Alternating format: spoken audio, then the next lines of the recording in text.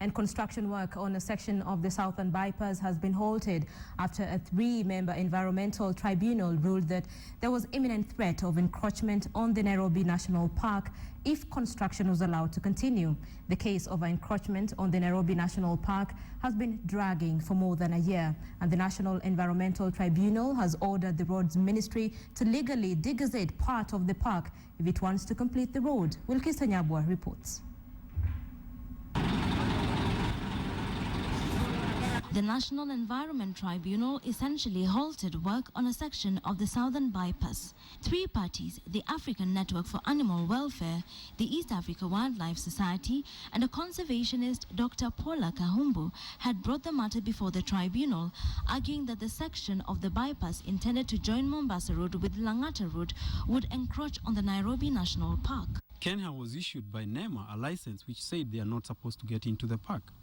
And that means if they were to get into the park, then they would be in violation of that license. The southern bypass was conceptualized as a road which, once completed, would connect Mombasa Road and the Nakuru Highway, starting at the Mombasa Road junction, running down the park border, past Kibera slums and Ngong Forest, and ending up in Kikuyu.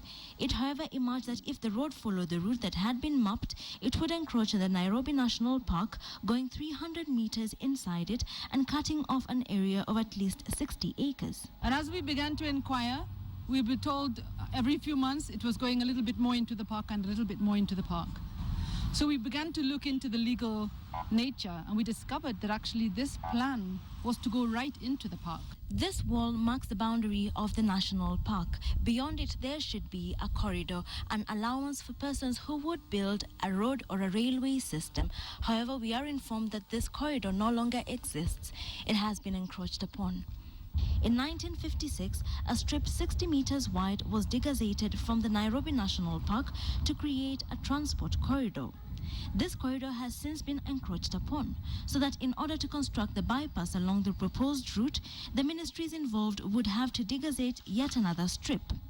This would call for a process where Cabinet would discuss the matter, the public would be required to participate, and a motion would be brought to Parliament for approval.